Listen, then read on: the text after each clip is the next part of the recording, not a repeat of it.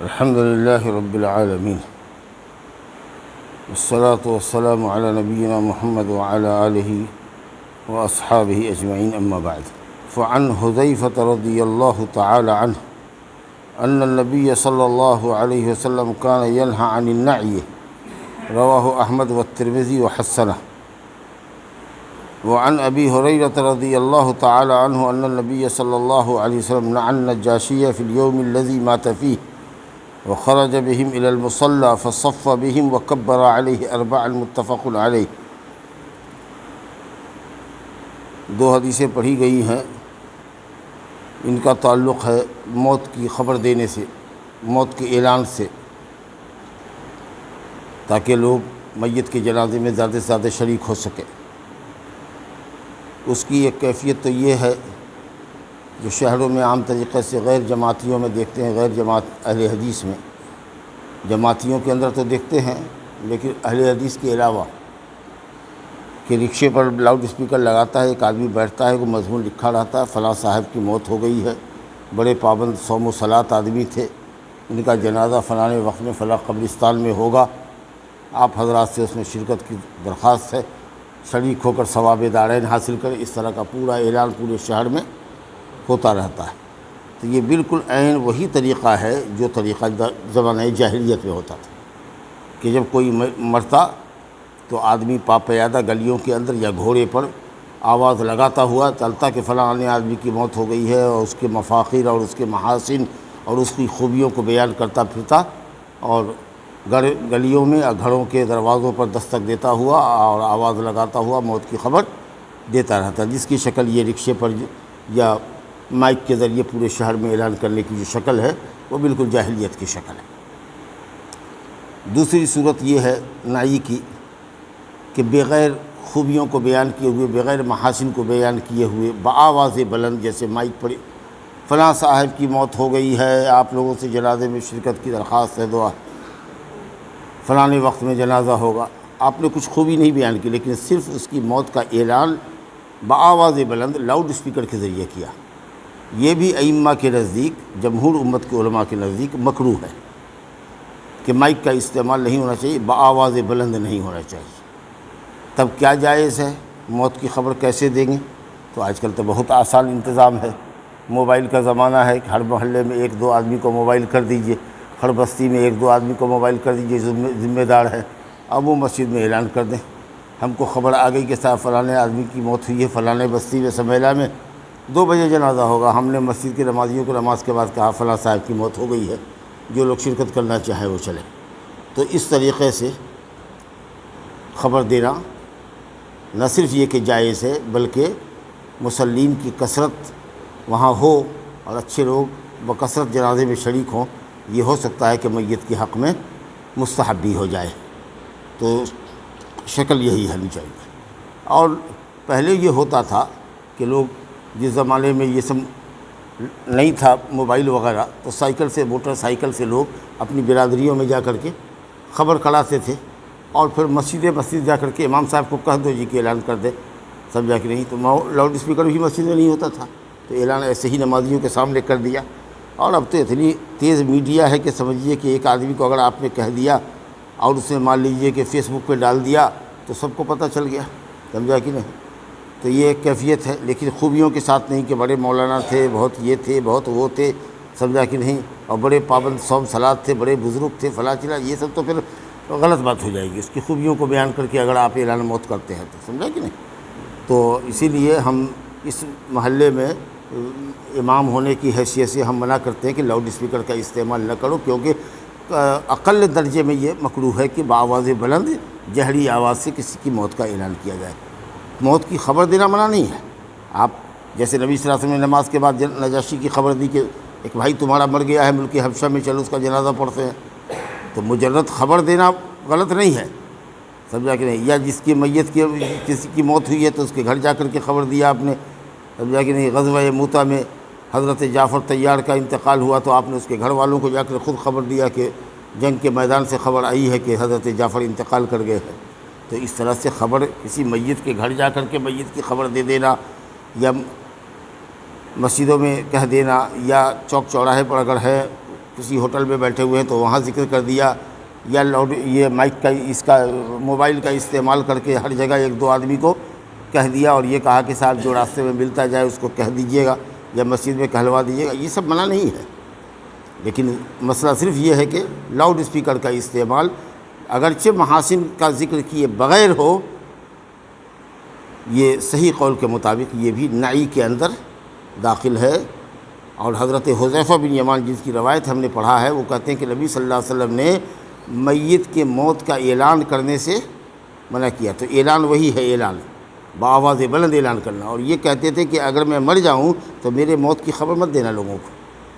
کیونکہ مجھے ڈر ہے اس بات کا کہ یہ کہیں نعی جاہلیت میں نہ ہو، جاہلیت کی موت کی خبر دینے کے انداز میں یہ داخل نہ ہو۔ تو یہ حضرت حذیفہ بن یمان صحابی ہیں اور بڑے بزرگ صحابی ہیں، اور نبی صلی اللہ علیہ وسلم کے بڑے اسرار اور رموز کے واقف ہیں، بہت پرائیویٹ باتیں بھی نبی صلی اللہ علیہ وسلم ان کو بتاتے تھے، خاص کے فتنے کے تعلق سے، کب کیسا فتنہ رونما ہوگا، کس طرح کے عمرہ ہوں گے جو جور اور ظلم کیا کریں گے، اس طرح کی باتیں حضرت حذیفہ کو بتاتے تھے۔ صاحب سر رسول اللہ صلی اللہ علیہ وسلم کے بھید کے واقف کار آدمی تھے یہ، سمجھا کہ نہیں؟ اور وہ یہ کہتے ہیں کہ میری موت کی خبر مت دینا لوگوں کو، شدہ لوگوں کو خبر ہو جائے گی، جس کا جنازہ میرے مقدر میں ہوگا وہ خود شریک ہو جائے گا، سمجھا کہ نہیں؟ ہاں، اور شہر میں ہم دیکھتے ہیں کہ پورے شہر میں پاگلوں کی طریقہ سے اعلان کرتا پھرتا ہے، لیکن جتنا اس کے محلے کا افسرناشا لوگ ہے اور جتنا اس کا لگوا بھگوا ہے، جان پہچان والا ہے، اتنا ہی جاتا ہے اور کوئی نہیں جاتا، سوائے اس کے کہ وہ بوڑھاتا ہے پاگل کے طریقے سے، پورے شہر میں اعلان کرتا ہے، لیکن پہنچتا اتنا ہی ہے جتنا کو پہنچنا ہے جس کا اس سے تعلق ہے۔ تو یہ بے فائدے کی گفتگو ہے، بے فائدے کی بات ہے، اور اتنا مطلب یہ ہے کہ بیکار لگتا ہے کہ غیر مسلم کیا سمجھتے ہیں کہ ان کے یہاں مطلب یہ ہے کہ موت کا اعلان کیا جاتا ہے کہ فلاں آدمی مر گیا، یہ بھی کوئی ایسی چیز ہے کہ اس کا اعلان کیا جائے، سمجھا کہ؟ تو عجیب طرح کی بات لگتی ہے، کوئی خوشی کی خبر ہو، کسی فتح کی خبر ہو، کسی کامیابی، موت کی خبر دے رہے ہو، جو غم کی خبر ہے، اس کو تم لاؤڈ اسپیکر سے بیان کر رہے ہو، تو عجیب طرح کا ہم کو لگتا ہے، مطلب بہت طبیعت کرتی ہے، استغفر اللہ۔ تو شلاشاؤں کو اور پہچان والوں کو اور صاحب علم اور تقویٰ لوگوں کو، جن کے آنے سے آپ میت کا فائدہ ہے، ایسے لوگوں کو کہہ دیجئے اب میں مرتا ہوں، اب یہاں میرے موبائل کے اندر بہت سارے لوگوں کے فون ہیں، آپ ان میں سے فون لے کر کے جا بجا فون کر دیجئے، بات ختم ہوگی، اتنی بجے نماز ہوگی، اگر وہ پہنچتا ہے تو ٹھیک ہے، نہیں پہنچتا ہے تو ٹھیک ہے۔ حتیٰ کہ علماء نے کہا کہ اخبار تک میں اشاعت نہیں کرنی چاہیے، سمجھا کہ نہیں؟ جو اخبار والا خود سے خبر بنا کر کے دے دے تو الگ بات ہے، لیکن کسی کو اخبار نمائندے کو خبر بھیجنا کہ فلاں صاحب کی موت ہو گئی ہے اور کل 9 بجے اس کا جنازہ ہوگا، آج کے اخبار میں بھیج دیا، اتنا دیر تک ہم رہنا ہی نہیں چاہتے ہیں کہ کھاٹ پر ہم کو پڑا رکھیے آپ کہ کل کے اخبار میں یہ اعلان رہا ہے، آج موت ہو تو 4 گھنٹے میں دفنائیے، 5 گھنٹے میں دفنائیے، جب تک قبر کھدائے اور جب تک کہ وہ تختہ وغیرہ تیار ہو اتنے وقت تک روکیے، اس کے بعد دفنا دیجیے، موت کے بعد اگر کوئی شائع کرتا ہے تو کرتا رہے، سمجھا نا؟ تو بہت بے اعتدالی ہے اس معاملے کے اندر، سمجھا نا؟ موت کی خبر کی اتنی تشہیر کرتے ہیں کہ نہ پوچھیے، اور پھر میت گھر میں پڑی ہوئی ہے اور اہل میت کو فکر ہے کہ مہمان سب جو آ رہا ہے اس کے کھانے کا کیا انتظام ہوگا، اور پھر خاندان والوں سے مشورے ہو رہے ہیں اور چندے ہو رہے ہیں، پورے محلے والے کیوں نہیں کھانا بھیجوا دیتے ہو، رشتہ دار بھیجوا دے، کچھ بھیجوا دے۔ کئی جگہوں پر ہم نے دیکھا ہے باقاعدہ پلاؤ بن رہا ہے، یہ ہو رہا ہے، جو گاؤں کا آدمی ہے وہ بھی بیٹھ کے کھا رہا ہے، دور دراز کا آدمی آیا ہے، اگر اس کو روک لیا خاندان والوں نے کھانے کے لیے تو چلو بھائی اس کے لیے مجبوری ہے، عورتیں ہیں کہاں جائیں گی، ہوٹل میں کہاں کھائیں گی، لیکن یہ کہ گاؤں والا بھی بیٹھ جاتا ہے جیسے لگتا ہے کہ کسی کی شادی ہے، بوجھ کھڑا ہے، شرم کرنے کی بات ہے، بتائیے تو۔ یہ ان لوگوں کے لیے، اہل میت کے لیے کھانا ہے کہ جس کے گھر میں لاش پڑی ہوئی ہے، مشغولیت کی وجہ سے، غم کی وجہ سے وہ کھانا نہیں بنا سکتا یا بنا سکتی گھر والی، تو اس کو کھانا دے دو۔ لاش جب اٹھ گئی، دفن ہو گیا تو پھر شام سے بناؤ، تو نہ 3 دن تو چلوے کرے گا، اس کے بعد پھر چلے گا، پوری برادری چلے گی، سمجھا کہ نہیں؟ 15 دن تک لوگوں کے یہاں دعوتیں، یہاں پلاؤ اور بریانی چل رہی ہے، یہ موت کی خوشی ہے، بریانی کا پلاؤ چل رہا ہے، ہو گیا، میت اٹھ گئی، تجہیز و تکفین ہوئی، لوگوں کو منع کرو کہ نہیں اب میرے یہاں کھانا سے چولہا چلے گا، سمجھا کہ نہیں؟ بس جس وقت تک میت کی لاش وہاں پڑی ہوتی ہے، آدمی غم زدہ رہتا ہے، کھانا نہیں بنا پاتا ہے، تو اسی ایک آدھ وقت کے کھانے کا انتظام کر دیجیے اہل میت کے یہاں، اب کچھ کھانا فاضل بھیجوا دیجیے تاکہ کچھ عورتیں جو باہر کی آئی ہے وہ بھی کھا لیں گی۔ اب باقی تو ہر جگہ ہوٹل ہے، چائے خانہ ہے، یہ ہے وہ ہے، کھائے گا تو نہ پلاؤ بھات کھانے کے لیے رکا رہے گا، بیٹھا رہے گا، سمجھا کہ نہیں؟ بغل کی بستی سے آیا ہے 3 کلومیٹر سے، وہ بھی بھوج کھا کے جائے گا، اور یہاں ہے کہ لوگ پریشان ہو رہے ہیں اور قرضہ لے رہے ہیں، 2 ہزار کا چندہ کرو جی، اور اس کے بعد بریانی بناؤ، پلاؤ بناؤ، باورچی کو بلاؤ، بتائیے افسوس کی بات ہے۔ تو رشتہ داروں کو اپنے اپنے گھر سے پکا کر کے 10 آدمی کا 5 آدمی کا کھانا اپنے چولہا پر پکا کر کے بھجوا دو، وہ رشتہ دار وہ بھجوا دے، وہ بھجوا دے، وہ بھجوا دے، یہاں تک کہ اہل میت کے اتنے کھانے ہو جائے کہ وہ خود بھی کھا لے اور اس کے یہاں جو دور کے مہمان آئے ہیں وہ بھی کھا لے۔ لیکن تو باقاعدہ دعوت کا انداز ہوتا ہے، جیسے کہ شادی آپ کر رہے ہیں، لا حول ولا قوت الا باللہ۔ بہرحال تو ہم موضوع پر یہ تھے کہ میت کے موت کا اعلان کرنا بآواز بلند یہ نائی کے اندر داخل ہے اور کم سے کم درجہ اس کا مکروہ ہے۔ لیکن صرف مجرد خبر میت کے موت کی دینی ہو تو جو ذرائع آج کل ہے ابلاغ کے اور وسائل ہے موبائل وغیرہ کے ذریعے میت کی خبر، خاص کر کے صالحین لوگوں کو، اچھے لوگوں کو جن کی شرکت متوقع ہو اور وہ صاحب ایمان صاحب توحید لوگ ہوں، نمازی لوگ ہوں، تو ایسے لوگوں کو خبر دینی چاہیے تاکہ وہ جنازے میں شریک ہو سکے۔ وباللہ التوفیق۔ تو حضرت حذیفہ رضی اللہ عنہ کہتے ہیں کہ نبی صلی اللہ علیہ وسلم منع فرماتے تھے نائی سے، نون عین یا نائی، یعنی میت کی خبر، موت کی خبر دینا، موت کی خبر کی تشہیر کرنا، موت کی خبر کا اعلان کرنا، وہی ہے جو بآواز بلند ہو۔ یا بری شکل جاہلیت کی یہ ہے کہ خوبیوں کے ساتھ بآواز بلند کوئی آدمی گلیوں میں کوچوں میں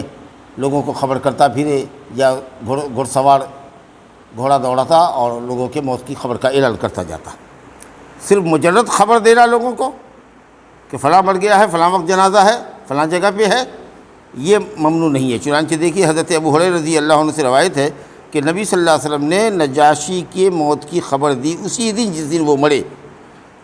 اور صحابہ کرام کو لے کر مصلی نکلے اور صف بندھوایا، سب باندھا ان کو لے کر، اور 4 تکبیریں کہیں، بخاری مسلم کی روایت ہے، زبردست حدیث ہے۔ اس میں کئی ایک مسئلہ ہے سمجھیے۔ نجاشی ایک بادشاہ ہے، حبشہ کا بادشاہ تھا، حبشہ کا بادشاہ جس کو آج کل ایتھوپیا کہتے ہیں، تو ایتھوپیا کا بادشاہ تھا، اور مکے میں مسلمانوں کو مشرکین نے بہت ستانا شروع کیا، زندگی ان کی دو بھر کر دی مکے میں۔ تو نبی صلی اللہ علیہ وسلم نے صحابہ کرام سے کہا کہ اگر کسی کو جانا ہو اور یہاں کی مشکلات پر اور مشرکین کے تکلیفوں پر صبر نہیں کر سکتے تو چلے جاؤ حبشہ، وہاں کا بادشاہ بڑا عادل و منصف ہے اور بہت امن امان کی جگہ ہے، وہاں چلے جاؤ۔ چنانچہ لوگ گئے، کچھ لوگ گئے، اور پھر ان کو کسی نے خبر یہ کیسے معلوم ہو گئی کہ نہ مکے میں والا سب مسلمان ہو گیا، اب تکلیف ختم ہو گئی، پھر چلا آیا۔ جب آیا تو دیکھیے اس کی اور سختی بڑھی ہوئی ہے، خبر جھوٹی نکلی، تو پھر دوبارہ ہجرت حبشہ کیا لوگوں نے، کچھ 80 سے زائد لوگوں نے۔ مشرکین نے ان کا پیچھا کیا اور کہا کہ یہ سب ہمارے بھگوڑے غلام ہیں، لیکن بادشاہ عادل و منصف تھا، اس نے کہا نہ، تحفے تحائف لے کر گئے مکہ کے رؤسا لوگ۔ اس نے کہا نہیں، میں پوچھوں گا، بلا کے کہا کہ تم میں کا کوئی ایک نمائندہ بنے، یہی حضرت جعفر نبی صلی اللہ علیہ وسلم کے چچا زاد بھائی، یہ کھڑے ہوئے اور انہوں نے تقریر کیا اور بتایا کہ ہم کسی کے بھگوڑے غلام نہیں، جیسے یہ آزاد ہے ویسے میں آزاد ہوں، یہ میرے خاندان کا چچا لگتا ہے، یہ میرا بھتیجا لگتا ہے، یہ میرا پوتا لگتا ہے، مثال کے طور پر، سمجھا کہ نہیں؟ اصل میں یہ ہے کہ ہمارے درمیان اللہ نے ایک نبی بھیجا ہے، اس کی دعوت ہے کہ اللہ کی توحید پڑھاؤ، ایک اللہ کی بندگی کرو، اور یہ اور وہ جو تعلیم ہے صلہ رحمی کرو، یہ کرو وہ کرو، یہ بت پرستی سے منع کرتا ہے۔ نتیجہ یہ ہوا کہ لوگوں نے ہم کو ستانا شروع کیا جب ہم نے ان کا کلمہ پڑھ لیا تو، اور جب زندگی ہماری اجیرن کر دی ان لوگوں نے مکے سے، تب ہم گویا کہ اپنی جان بچا کر کے آپ کے ملک میں بھاگے ہیں، یہ سن کر کے کہ آپ بڑے عادل اور منصف بادشاہ ہیں اور آپ کے یہاں مظلوموں کی داد رسی ہوتی ہے۔ کہا اور یہ بات ہے، اور اس کے بعد کہا کہ نہیں، میں نہیں بھیجوں گا ان کو، تم رہو ہمارے ملک میں واپس، سارے ہدیوں کے ساتھ۔ جو قریش کے ایلچی لوگ گئے تھے وہاں، نمائندہ وفد جو گیا ہوا تھا ڈیلیگیشن، سب کو اس نے واپس کر دیا، سارے تحفے کے ساتھ ہوتا ہے، یہ لوگ ہمارے ملک میں رہیں گے آرام سے۔ پھر اس کے بعد وہ لوگ وہاں سے حبشہ سے آگے مدینہ، جب نبی صلی اللہ علیہ وسلم مدینہ گئے تو سب لوگ وہاں مدینہ پہنچ گئے، سمجھا؟ تو یہ نجاشی جو ہے نا، یہ مسلمان ہو گیا۔ حضرت عیسیٰ علیہ السلام اور حضرت مریم کے تعلق سے جو عقیدہ پیش کیا، اور حضرت جعفر نے سورہ مریم کی تلاوت کی، تو وہاں جو لوگ پادری لوگ تھے، علماء بیٹھے ہوئے تھے، وہ سب کے سب آنکھوں سے ان کے اشک رواں ہو گیا، لگا کہ آنسوں کی جھڑیاں لگ گئی۔ کہا واللہ یہ تو بالکل وہی صحیح عقیدہ ہے جو حضرت عیسیٰ علیہ السلام نے اپنے متعلق پیش کیا تھا، یہ تو واقعی سچا نبی ہے اور یہ قرآن اللہ کا کلام ہے، مسلمان ہو گیا۔ وَإِذَا سَمِعُوا مَا أُنزِلَ إِلَيْهِمْ تَرَىٰ أَعْيُنَهُمْ تَفِيضُ مِنَ الدَّمْعِ مِمَّا عَرَفُوا مِنَ الْحَقِّ، سمجھا کہ 7ویں پارے میں اللہ تعالیٰ نے اسی بات کو بیان کیا۔ تو یہ ہے بادشاہ۔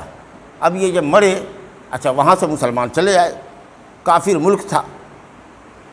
تو جنازہ نبی صلی اللہ علیہ وسلم کو جس دن موت ہوئی نجاشی کی، حبشہ میں کہاں ایتھوپیا، اور وہاں بحر عرب کے ذریعے بحر احمر کے ذریعے لوگ جایا کرتے تھے، سمجھا کہ نہیں وہاں۔ اس کے بعد خبر مل گئی، بغیر ٹیلی فون بغیر تار کے خبر مل گئی، حضرت جبریل آ گئے کہ نجاشی کا انتقال ہو گیا ہے۔ تو آپ صلی اللہ علیہ وسلم نے صحابہ سے کہا نماز کے بعد کہ ایسا ہے اور چلو مصلی میں چلتے ہیں۔ مصلی سے مراد نماز کی جگہ، مصلی العید، عیدگاہ رہی ہوگی یا مصلی الجنازہ رہا ہوگا، سمجھا کہ نہیں، خاص جنازے کی جگہ رہی ہوگی، یا مصلی العید میں چلو، مسجد میں نہیں، تاکہ زیادہ لوگ جمع ہو۔ سب ایک دوسرے سے پوچھے گا کہاں چلے کہاں چلے، تو مختلف مساجد کے لوگ جو راستے میں ملتے جائیں گے تو کہتے جائیں گے کہ چلو نجاشی کا انتقال ہو گیا ہے، وہ ہمارا بھائی نیک آدمی جس نے مسلمانوں کو پناہ دیا تھا، مسلمانوں کا سپورٹ کیا تھا، اس کا جنازہ پڑھنے کے لیے نکلے۔ بہرحال 3 صف یا 4 صف لوگ بنے اور لمبی صف لگائی اور نبی صلی اللہ علیہ وسلم نے اس کا جنازہ غائبانہ پڑھا۔ تو یہ ہے نجاشی، نبی صلی اللہ علیہ وسلم نے جنازہ پڑھا ہے، لیکن صحابی نہیں ہوئے یہ، کیونکہ ایمان کی حالت میں نبی صلی اللہ علیہ وسلم سے ملاقات نہیں ہوئی، سبیا میں تھے، سمجھا کہ نہیں۔ لیکن تابعی بھی نہیں کہہ سکتے، عام تابعی، صحابی سے ملاقات کرنے والے کو، ایمان کی حالت میں کسی صحابی کو دیکھنے والے کو تابعی کہتے ہیں، لیکن عام تابعی سے اس کا مقام اونچا ہے، کیونکہ یہ نبی کے زمانے میں مسلمان ہوئے ہیں، تو اس لیے ایسے لوگوں کو مخضرم کہتے ہیں، جو بین التابعی و بین الصحابی ہوتا ہے، جس کا درجہ صحابی سے نیچے ہو اور عام تابعی سے اوپر ہو، کیونکہ تابعی وہ ہے جو ایمان کی حالت میں صحابی کو دیکھے، گویا کہ وہ نبی کا زمانہ نہیں پایا ہے اس نے۔ تابعی وہ ہے جس نے نبی کا زمانہ نہیں پایا، اس شخص نے نبی کا زمانہ پایا ہے اور نبی کے زمانے میں ہی مسلمان ہوا ہے، تو جو بعد میں صحابہ کو دیکھ کر مسلمان ہوئے ہیں ان سے تو یقیناً اونچا ہوا، لیکن صحابی سے نیچے ہوا، کیونکہ نبی صلی اللہ علیہ وسلم کا دیدار نصیب نہیں ہوا ہے۔ واہ۔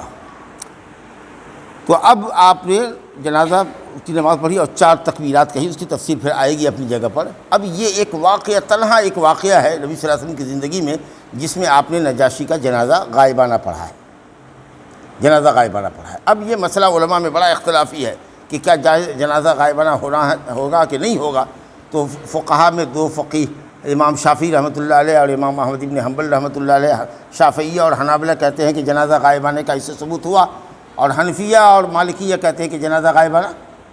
نہیں ہے، سمجھا کہ نہیں۔ کچھ لوگوں نے یہ کہا کہ صاحب نجاشی جیسا کوئی آدمی ہو جس نے اسلام کی بڑی خدمت کی ہو، مسلمانوں کی بڑی خدمت کی ہو، بڑا عالم ہو یا بڑے پیسے والا ہو جس نے اپنے پیسے سے اسلام کی بڑی خدمت کی ہو، مسجد مدرسہ وغیرہ بنایا ہو، تو ایسے اونچے بلند پایہ لوگوں کا جنازہ پڑھا جائے جیسا کہ نجاشی کا مقام اور مرتبہ تھا۔ کچھ لوگ کہتے ہیں کہ نہیں، کئی لوگ اسلام میں بڑی بڑی شخصیات کا انتقال ہوا ہے، مکہ میں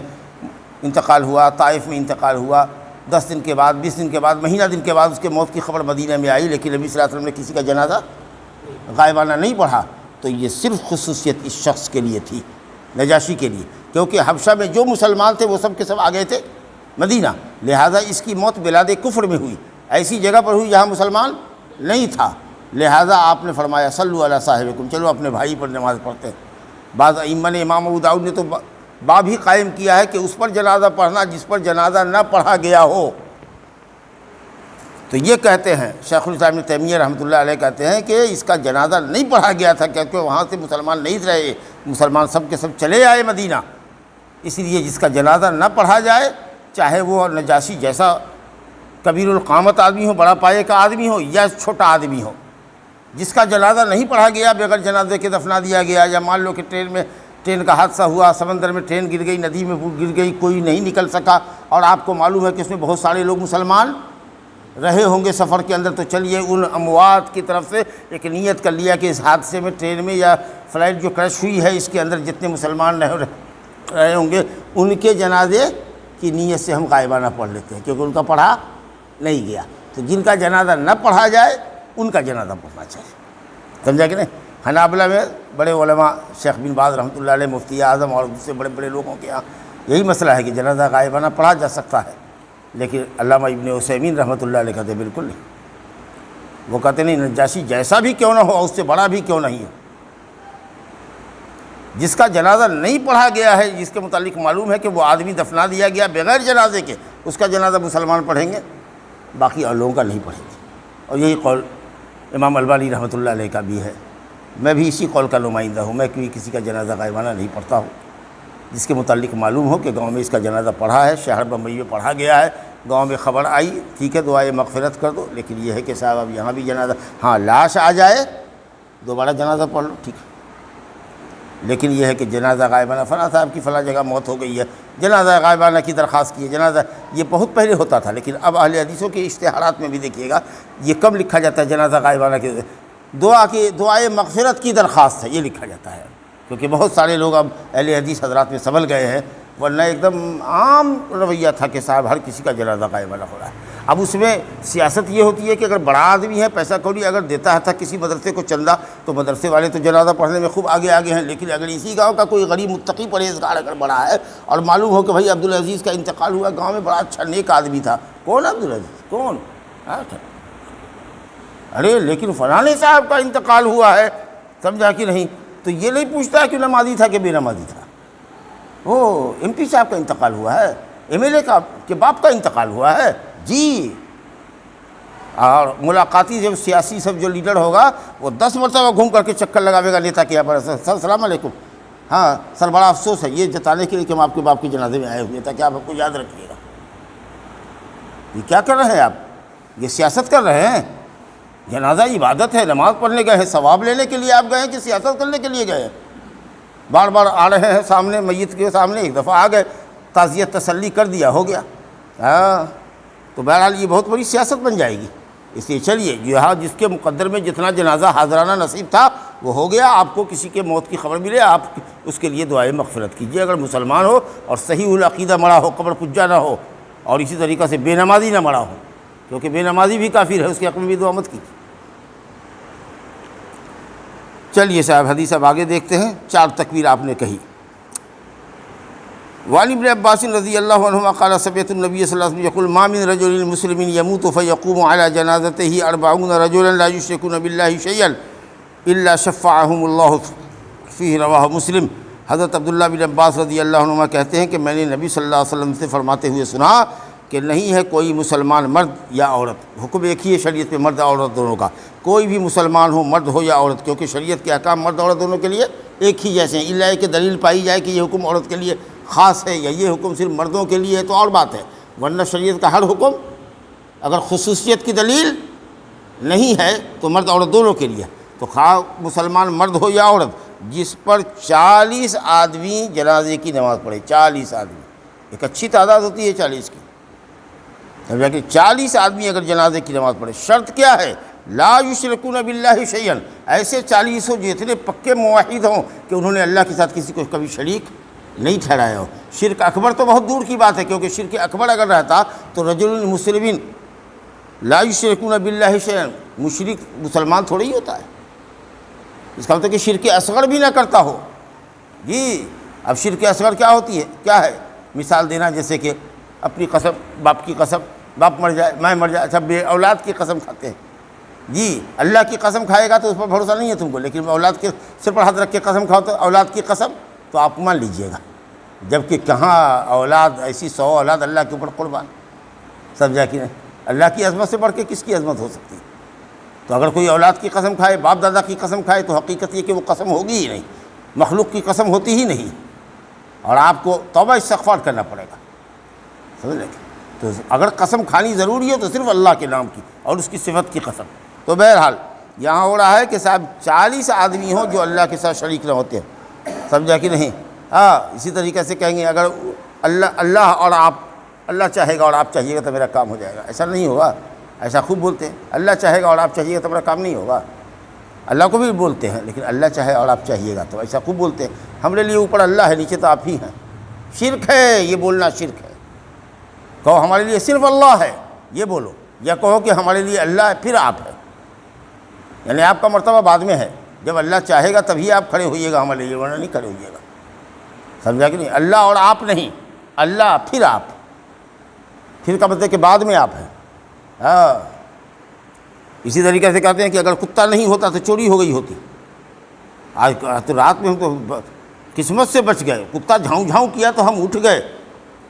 دیکھا کہ دھبڑ دھبڑ کر کے چور بھاگا، تو کتا نہیں ہوتا تو ہمارے یہاں چوری ہو جاتی، یہ نہیں کہ اس کے اللہ تیرا شکر ہے کہ تو نے ہمارے یہاں چوری ہونے سے بچا دیا، کتا سویا رہتا تب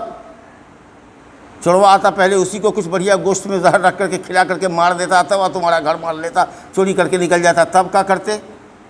تو بطخ نہ ہوتا تو مرغی نہ کٹکٹاتی، تو کتیا نہ بولتی، تو فلاں نہ بولتا، تو ہمارے گھر میں چوری ہوتی تھا۔ یہ تو کتنا وہمی سب ہے۔ بلی راستہ کاٹے گی تو موٹر سائیکل روک لے گا، کار روک لے گا، اس کی لائٹ کو آف کر دے گا، کٹنگ کا نشان بنا دے گا، سمجھا کہ تب نکلے گا، نہیں تو ہم حادثے میں پڑ جائیں گے۔ کیا ہے، تم مومن ہو کہ کافر ہو؟ بد عقیدہ ہو، مشرکانہ عقیدہ رکھتے ہو؟ مسلمان ہو، تمہارا بھروسہ اللہ پر کتنا کمزور ہے، کتے بلی سے ڈرتے ہو تم۔ بہرحال تو ایسے صحیح العقیدہ لوگ اگر 40 پہنچتے ہیں کسی کے جنازے میں، مرد کے یا عورت کے، اور وہ دعا کرتے ہیں، جنازے کی دعا کو شفاعت کہا گیا ہے، کیونکہ دعا بھی کیا ہے؟ مغفرت کی دعا، شفاعت ہی کی تو دعا ہے کہ اللہ اس مردے کو بخش دے، عذاب قبر سے محفوظ فرما۔ الا شفعهم اللہ فی، مگر اللہ تعالیٰ ان لوگوں کی دعائے شفاعت کو، دعائے مغفرت کو اس میت کے حق میں قبول فرماتا ہے۔ تو میت بھی صحیح العقیدہ ہو اور نماز پڑھنے والے بھی صحیح العقیدہ ہوں اور نمازی ہو۔ بھیڑیا دھسان بے نمازی بد عقیدہ پہنچ کر کے جنازے میں کیا کر لے گا؟ اس کے بعد حدیث ہے، وعن سمرۃ بن جندب رضی اللہ عنہ قال صلیت وراء النبی صلی اللہ علیہ وسلم علی امرأۃ ماتت فی نفاسها فقام وسطها متفق علیہ۔ کہتے ہیں سمرہ بن جندب رضی اللہ عنہ کہتے ہیں کہ نبی صلی اللہ علیہ وسلم کے پیچھے میں نے نماز پڑھا، ایک عورت کے جنازے میں شریک تھے نبی صلی اللہ علیہ وسلم، اب میں جسٹ آپ کے پیچھے تھا، تو کہتے ہیں کہ آپ نے اس عورت کا جنازہ پڑھا جو مر گئی تھی نفاس میں، یعنی ولادت کے کیس میں مر گئی تھی، تو آپ اس کے بیچ میں کھڑے ہوئے، لاش کے بیچ میں کھڑے ہوئے، جہاں پر کمر ہے نا عورت کی، تو کمر کے پاس بیچ، جو باڈی کا بیچ حصہ ہے وہاں امام کو کھڑا ہونا چاہیے۔ اور دوسری حدیث میں کہ مرد مرے تو اس کے سر کے پاس، کہاں؟ سر کے پاس، کچھ لوگ کہتے ہیں سینہ کے پاس، نہ سینہ کے پاس، سر کے پاس، اندرا سے ہی سر کے پاس، اور عورت مرے تو اس کے بیچ میں کمر کے پاس، سمجھا کہ نہیں؟ اب باقی پیچھے سارے لوگ صف بستہ، یہ کھڑے ہونے کی صورت۔ اب جنازہ تو ہم لوگ پڑھتے ہیں، مان لیجئے کہ صاحب ہے مسلل جنازہ ہمارے یہاں بنا ہوا ہے، یا اگر بارش ہو رہی ہے لوگوں کے نہ جانے کا خوف ہے تو مسجد میں بھی آپ پڑھ سکتے ہیں۔ بہرحال اصل بہتر یہ ہے کہ نبی صلی اللہ علیہ وسلم نے جنازہ کو مسلل جنازے پہ پڑھا ہے، لیکن بڑے شہروں کے اندر کہاں مسلل جنازہ ہوتا ہے تو لوگ بڑی مسجدوں کا رخ کرتے ہیں، اپنی لاش کو میت کو لے کر کے وہیں چلے جاتے ہیں، سمجھا کہ نہیں؟ اور اعلان ہو جاتا ہے کہ بھئی جنازہ ہے نماز کے بعد، تو لوگ رک جاتے ہیں۔ تو بہرحال تو یہ مسجد میں بھی جنازہ پڑھا جا سکتا ہے، حنفیہ کے یہاں نہیں ہے، لاش کو مسجد میں نہیں لے جائیں گے، سمجھا کہ نہیں؟ لاش کو مسجد میں نہیں لے جاتے، کہتے ہیں کہ لاش رہی ہوگی باہر، نبی صلی اللہ علیہ وسلم رہے ہوں گے اندر، بہت تعبیر کرنے میں بڑے تیز ہے، حنفیوں کا دماغ بہت چلتا ہے۔ یہاں کہ نبی صلی اللہ علیہ وسلم نے سہیل ابن بیضہ کے اوپر نماز پڑھا مسجد میں، یہ کہتے ہیں کہ لاش رہی ہوگی مسجد کے باہر، نبی صلی اللہ علیہ وسلم رہے ہوں گے مسجد کے اندر، تو ہو گیا مسجد میں نماز پڑھا۔ ارے لاش مسجد کے اندر تھی۔ حضرت عائشہ رضی اللہ عنہ نے کہا کہ ایک جنازے کے تعلق سے کہا کہ اس کو مسجد میں لاؤ، میں جنازہ پڑھوں گی، تو کہاں ہے جنازہ مسجد میں لاؤ؟ کہا بھول گئے، ابھی نبی صلی اللہ علیہ وسلم نے سہیل ابن بیضہ کے اوپر نماز پڑھا ہے مسجد کے اندر، تم لوگوں کو یاد نہیں ہے؟ تو مسجد میں بھی جنازہ لایا جا سکتا ہے۔ کہتے ہیں کہ کہیں گندہ کر دے تو کہیں گندہ کر دے گا، تو کہیں گندہ ہوگا تو کہیں صاف ہو جائے گا نا، سمجھا؟ کہیں گندہ ہوگا تو کہیں صاف ہو جائے گا، کرنے والے ہوں گے موجود، مصلی کو نکال دیں گے بس، سمجھا کہ نہیں؟ ہاں، اسی لیے مسجد میں نہ لاؤ۔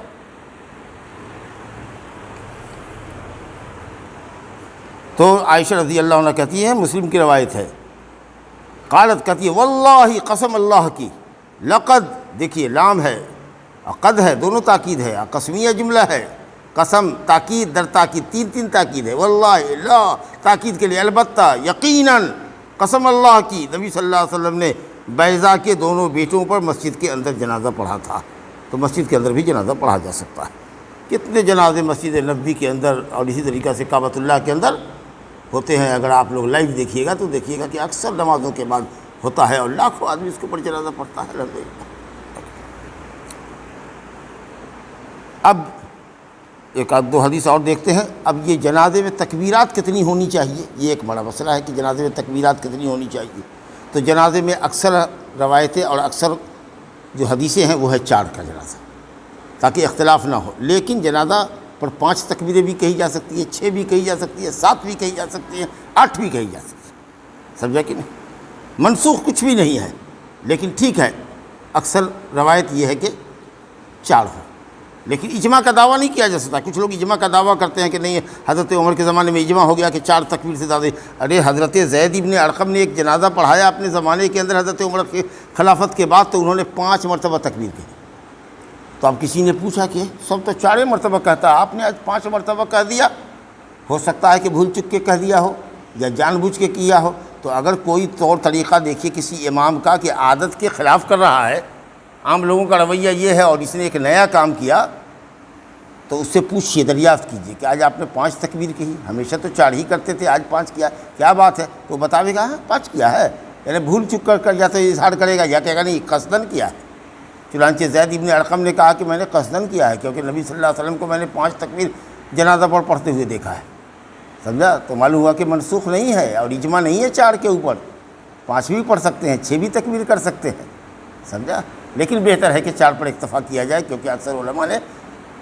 4 کے قول کو مانا ہے اور اس سلسلے میں روایت بکثرت آئی ہے۔ تو دیکھیے عبد الرحمن بن ابی لیلہ کہتے ہیں کہ حضرت زید بن ارقم ہماری جنازوں پر 4 تکبیر کہتے تھے، لیکن کوئی مخصوص آدمی رہا ہوگا،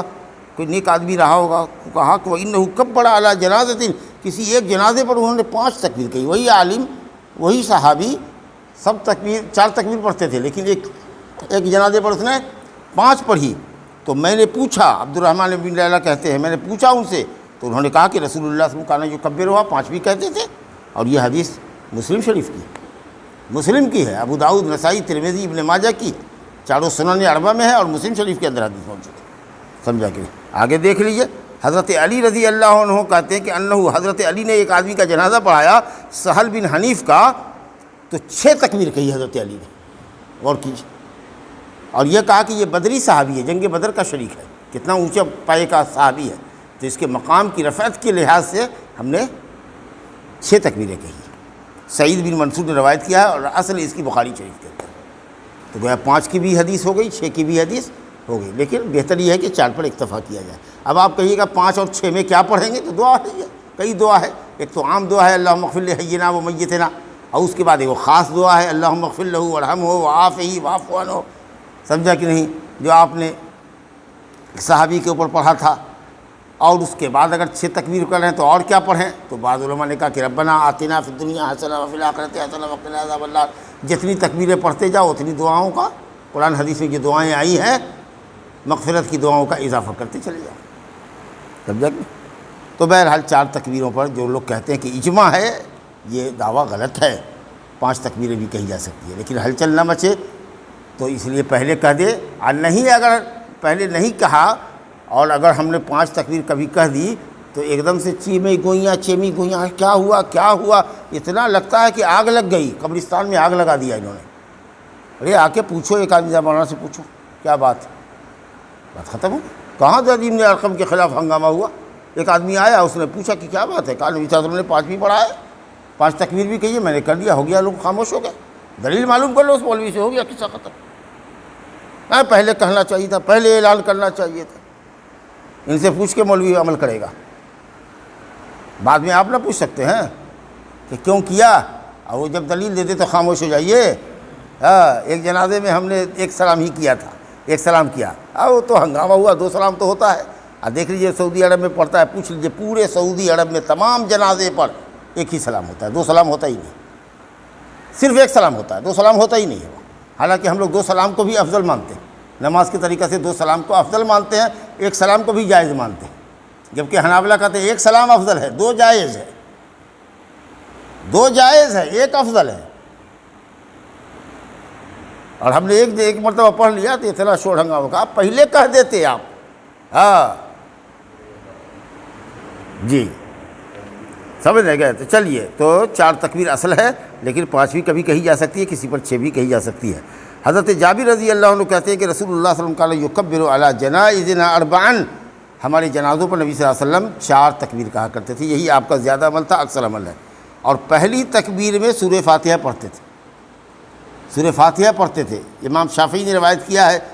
اپنی مسند میں اسناد ضعیف سے، لیکن یہ حدیث بخاری شریف میں بھی ہے۔ طلحہ بن عبداللہ بن عوف کہتے ہیں کہ میں نے حضرت ابن عباس کے پیچھے نماز پڑھی ایک جنازے پر،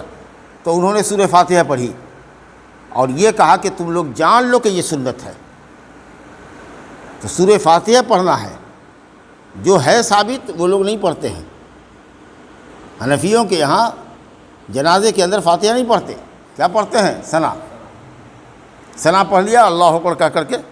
درود شریف پڑھ لیا۔ یہاں ہے ثنا نہیں پڑھنا ہے، اعوذ باللہ من الشیطان الرجیم بسم اللہ الرحمن الرحیم الحمدللہ رب العالمین الرحمن الرحیم، پہلی تکبیر میں یہ پڑھو۔ سورہ فاتحہ مکمل ہو گئی، چلو ٹھیک ہے، اگر ایک آدھ صورت ملا لینا چاہو تو سنن نسائی وغیرہ میں ہے کہ ایک صورت بھی نہیں سے نے ملایا، نہ ملاؤ گے تو بھی چلے گا۔ اس کے بعد دوسری تکبیر ہے تو درود ابراہیمی پڑھو، اور تیسری تکبیر میں دعائے جنازہ پڑھو، سب آئے گا اپنے مقام پر، اور چوتھی تکبیر میں سلام پھیر دو، ہو گیا معاملہ ختم۔ تو یہ کہہ رہے ہیں کہ نبی کی سنت ہے سورہ فاتحہ پڑھنا، صلاۃ الجنازہ، جنازے کی نماز، کوئی نماز بغیر سورہ فاتحہ کی ہوتی ہی نہیں ہے۔ اب جن لوگوں کا جنازہ ہوتا ہے غیر اہل حدیثوں کا، جن پر سورہ فاتحہ نہیں پڑھا جاتا ہے، ہم کو کہنے دیجئے کہ مر گیا مردود کہ اس کا فاتحہ نہ درود۔ جہاں جنازے میں فاتحہ پڑھنا چاہیے وہ تو پڑھتے نہیں ہو، کھانے پر فاتحہ پڑھتے ہو، میلاد کرتے ہو، شکر پالا پر فاتحہ پڑھتے ہو، اس کو بانٹتے ہو، اور اہل حدیثوں پر طنز کرتے ہو، تانا مارتے ہو، مر گیا مردود کہ اس کا فاتحہ نہ درود۔ ارے تم مر گیا مردود کہ تمہارا فاتحہ نہ درود۔